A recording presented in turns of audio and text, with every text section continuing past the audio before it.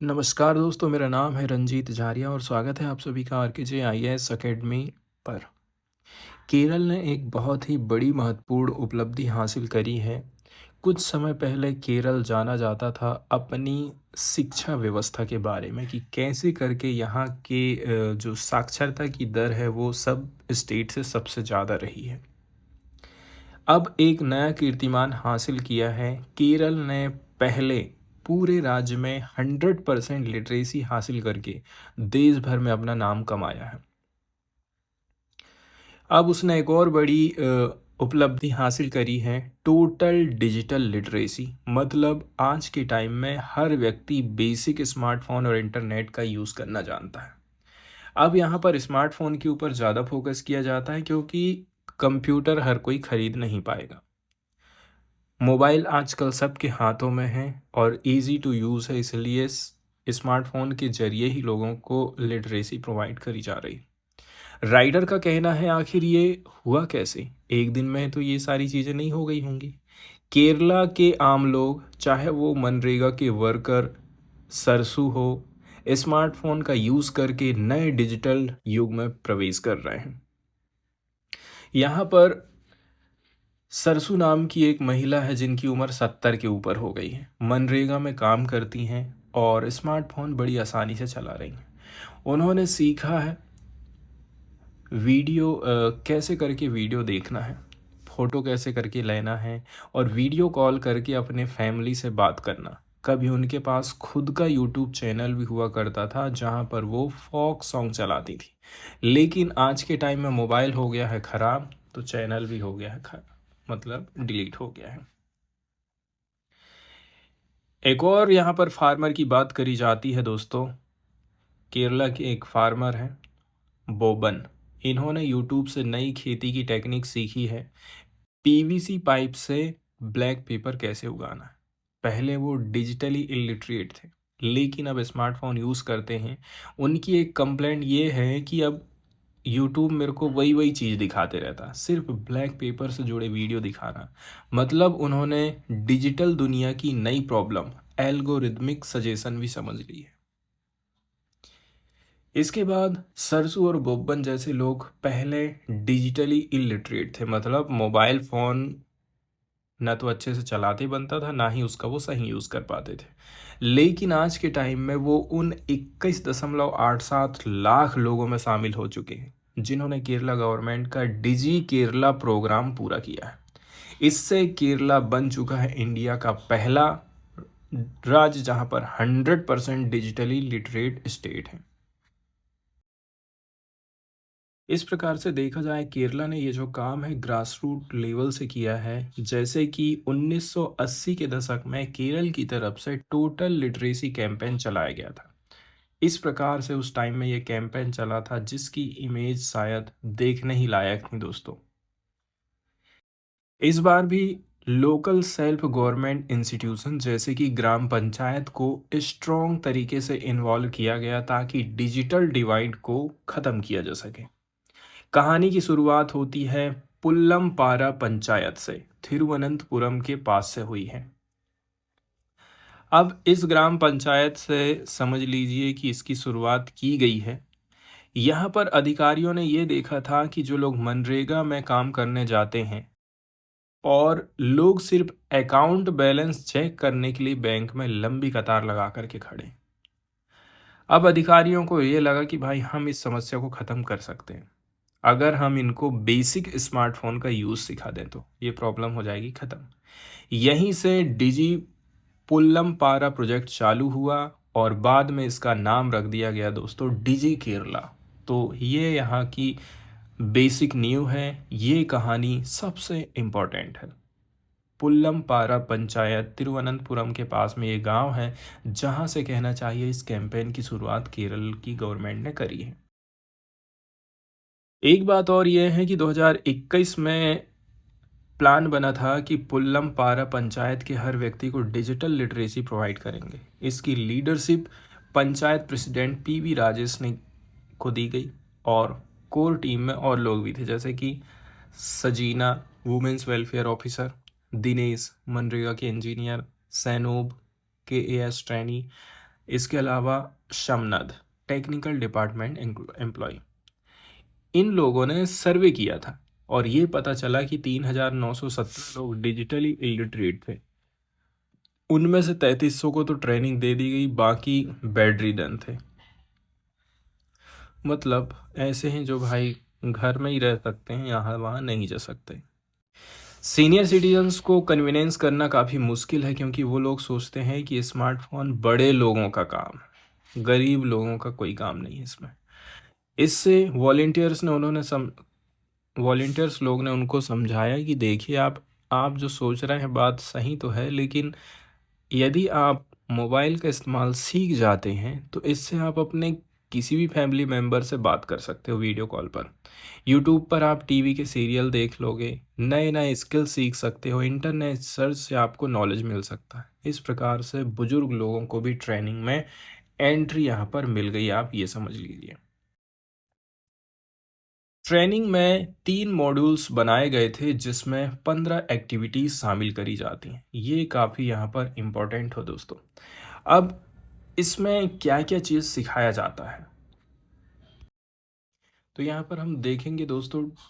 यहाँ पर ट्रेनिंग के टाइम में 3 मॉड्यूल बनाए गए थे जिसमें से 15 एक्टिविटी शामिल करी गई थी। इसमें बताया जाता है कि आप बेसिक स्मार्टफोन का यूज़ कैसे करके करेंगे। ठीक है, बेसिक स्मार्टफोन का यूज़ आप कैसे करके करोगे। इसके अलावा सोशल मीडिया नेविगेट कैसे करोगे, मतलब सोशल मीडिया फेसबुक व्हाट्सएप आप कैसे करके चला पाएंगे। साथ ही साथ किसी को पेटीएम करना है, किसी को फ़ोन पे करना है। इसके अलावा गवर्नमेंट सर्विस को कैसे करके एक्सेस कर सकते हैं आप, मतलब यदि गवर्नमेंट ऑनलाइन माध्यम से कोई सेवा हमको दे रही है, कोई चीज़ हमें रजिस्टर कराना है, आपको मनरेगा का फ़ायदा लेना है, आपको उज्ज्वला का फ़ायदा लेना है, वो सारी चीज़ें भी आप कैसे कर पाओगे। इन मॉड्यूल्स को APJ Abdul Kalam technology university ने वेरीफाई किया था। इस प्रकार से ये 3 मॉड्यूल रखे गए थे। अब नेशनल स्कीम में सिर्फ 60 साल तक के लोगों को ट्रेनिंग दी जाती है, लेकिन डिजी पुल्लम पारा और डिजी केरला स्कीम में हर एज के ग्रुप को शामिल किया जाता है। मतलब 100+ साल के बुजुर्ग तक लोगों को यहाँ पर शिक्षित किया जा रहा है। नेशनल लेवल पर कंप्यूटर लिटरेसी पर फोकस होता है, लेकिन केरला ने स्मार्टफोन लिटरेसी पर जोर दिया है। तो यहाँ पर नेशनल लेवल में जो प्रोग्राम चल रहा है उससे कहीं ज़्यादा बेटर रिजल्ट केरला ने निकाल करके दिया है। उसके ऊपर यहाँ पर अंतर प्रस्तुत किया जाता है। अब ट्रेनिंग में मदद किस प्रकार से मिल रही है, यहाँ पर ये भी देखना जरूरी है दोस्तों। ठीक है, तो इंजीनियरिंग कॉलेजेस ने एनएसएस स्टूडेंट ने, मतलब इंजीनियरिंग कॉलेज के जो एनएसएस स्टूडेंट थे उन्होंने भी मदद किया। कुदुम्बसिरी वॉलंटियर्स लोग भी इसमें शामिल हुए। एससी एसटी प्रमोटर्स लोग आए, लाइब्रेरी काउंसिल मेंबर आए। ट्रेनिंग को 3 तरीके से दिया गया था। कैसे करके, वर्क साइट और नेबरहुड ग्रुप्स में, वॉलंटियर ने घर घर जा कर के दिए। इसके अलावा यंगस्टर ने घर के बुजुर्गों को सिखाया। 3 प्रकार से ये ट्रेनिंग दी गई थी। इस प्रकार से ये चीज़ संभव हो पाई, मतलब वर्क साइट में जा कर के, इसके अलावा ग्रुप बना करके हम उनको शिक्षित कर रहे हैं।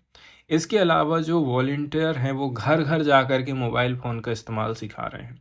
इसके अलावा जो घर के छोटे बच्चे हैं वो बड़ों को मोबाइल चलाना सिखाते हैं कि आपको किस प्रकार से मोबाइल चलाना है और क्या क्या आप इससे कर सकते हैं अपने काम। इसके अलावा जो फार्मन है बोबन, उनका कहना है कि पहले वो सिर्फ बेसिक फ़ोन यूज़ करते थे, मतलब कीपैड वाला। उनको लगता था कि टच स्क्रीन काफ़ी लग्जरी है, लेकिन आज उनको पता चल गया है कि खेती करना है, बिल पेमेंट करना है, डॉटर से वीडियो कॉल में बात करना है, इसके लिए तो मुझे स्मार्टफोन काफ़ी ज़्यादा मददगार रहा है। इसके अलावा करुणकारा पैनिकर, भूला जा रहा है इतनी ज़्यादा उम्र होने के बावजूद भी ये सीख पाई हैं, इनका क्या रीज़न है। ठीक है, बोला जा रहा है कि 99 साल की उम्र में इन्होंने स्मार्टफोन चलाना सीखा है। अब 103 साल की उम्र में विज़न कमज़ोर हो गया है, लेकिन फिर भी बेटे के साथ न्यूज़ देख रही हैं, सॉन्ग सुन रहे हैं। सरसू ने भी मनरेगा की सेविंग से स्मार्टफ़ोन खरीद लिया। अब आप सोच लीजिए, बच्चे तो बच्चे, आज के टाइम में जो वृद्ध लोग हैं वो किस प्रकार से डिजिटल इंडिया में प्रवेश कर रहे हैं। लेकिन चैलेंजेस यहाँ पर बहुत है। क्या दिक्कत है यहाँ पर कि जैसे कि जब हम जाते हैं, कहीं जा रहे हैं, कोई ग्राम पंचायत जा रहे हैं, कहीं पर जा रहे हैं, तो यहाँ पर दिक्कत ये हो गई है कि आधे एरिया में नेटवर्क मिल रहा है और आधे में नहीं मिल रहा है, तो मोबाइल फ़ोन भी कौन से काम का। ट्रेनिंग के बाद हर ट्रेनी का एवोल्यूशन हुआ था, ठीक है। अब एक चैलेंज ये नेटवर्क वाला था, बहुत इम्पोर्टेंट बात है ये। टेलीकॉम कंपनीज एक्सपांड करने को रेडी नहीं थी, लेकिन बाद में जो एमपी हैं, नेता हैं, जॉन बिट्स, इन्होंने इंटरवेंशन किया। इसकी मदद से मोबाइल टावर भी लग गया। अब क्या है, अब सब लोग मोबाइल चला सकते हैं, नेट का यूज़ कर सकते हैं। अब ट्रेनिंग जो दी गई थी, ट्रेनिंग देने के बाद एवोल्यूशन भी किया जाता है कि ट्रेनिंग वाकई में हमारी सक्सेस हो रही है कि नहीं हो रही है। उन्हें कम से कम 15 में से 6 काम पूरे करने होते हैं। फेल होने वाले को फिर से ट्रेनिंग दो। रिजल्ट ये आया कि 96% लोग पास हो गए। सितंबर 2022 में सीएम ने पुल्लमपारा को केरल का पहला डिजिटली लिटरेट पंचायत घोषित कर दिया। यहाँ पर सील मोहर लग चुकी है।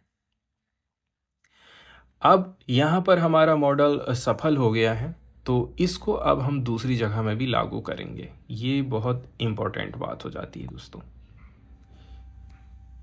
क्योंकि यदि हमारा ये मॉडल यहाँ पर सक्सेस हो गया है तो हम चाहते हैं कि अब अदर ज़िलों में भी इसको लागू करें। पुल्लमपारा की टीम ने Kerala institute of local administration में मास्टर ट्रेनर को सबसे पहले ट्रेनिंग देना चालू करा। फिर लगभग 2.5 लाख वॉलंटियर ने पूरे राज्य में अपने कदम आगे बढ़ाए, सर्वे और ट्रेनिंग किया।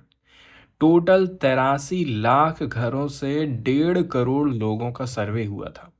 21 लाख इलिटरेट निकले, इनमें से 21 लाख पास हुए, ठीक है। अब सोच लीजिए आप, 21.88 लोग ऐसे थे जो इलिटरेट थे, उनमें से 21.87 लाख हो गए पास। अब बहुत सारे लोग ऐसे भी बोलते हैं कि भाई, आपने ये जो सर्वे करे हो, लोगों को चूतिया बना रहे हो आप, आपके वॉलेंटियर तो हर घर तक नहीं गए, फिर आप कैसे बोल दे रहे हो कि सब लोग मोबाइल चलाना सीख गए हैं। लेकिन ऑफिशियल्स का कहना है कि कुदुम्बसिरी के जो वर्कर हैं ये हमारे साथ में थे। हमें ये पता चल गया था कि डिजिटली लिटरेट घर कौन सा है, मतलब किस घर के लोग चलाना जानते हैं, तो हम लोग वहाँ नहीं गए हैं, इसलिए हम उनको स्किप कर दिए हैं। आप ये समझ लीजिए, जिसकी उम्र 100 साल हो चुकी है, अब आप सोच लीजिए 100 साल की उम्र में भी यदि कोई मोबाइल फ़ोन चलाना सीख जा रहा है तो कितनी बड़ी बात हो गई है ये। 100 साल की उम्र में यदि कोई मोबाइल फ़ोन चलाना सीख रहा है। 104 साल के बकवी भी अब डिजिटली लिटरेट हैं। वे शारजाह में काम कर रहे अपने पोते से वीडियो चैट करते हैं, गूगल से इस्लामिक स्क्रिप्चर पर डाउट क्लियर करते हैं और यूट्यूब पर न्यूज़ देख लेते हैं। रिजल्ट जो आया था दोस्तों, काफ़ी अच्छा देखने को हमको मिला था। रिजल्ट कैसे रहा, यहाँ पर आप देख सकते हैं। 7.77 लाख लोग, उम्र है 60 से लेकर के 75 साल। इसमें 1.35 लाख लोग 76 से 90 के बीच में थे। 15,221 90 से ऊपर थे, मतलब 13 lakh women, 8 lakh man, 1644 transgender person ने भी प्रोग्राम को पूरा किया था। केरला ने 2019 में इंटरनेट को बेसिक राइट घोषित कर दिया है, और ये ऐसा करने वाला केरला ना इंडिया का पहला स्टेट बना था। इसलिए भी ये काफ़ी ज़्यादा कहना चाहिए केरल इतना सक्सेसफुल हो पाया है, क्योंकि ऑलरेडी से वो प्रयास अच्छे किया है। 2023 में केरला फाइब्रिक ऑप्टिक नेटवर्क चालू हुआ।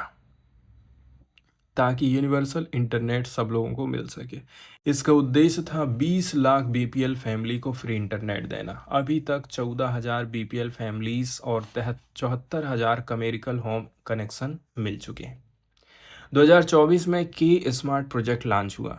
सभी लोकल सेल्फ गवर्नमेंट सर्विसेज, मतलब सभी लोकल सेल्फ गवर्नमेंट सर्विस को ऑनलाइन कर दो।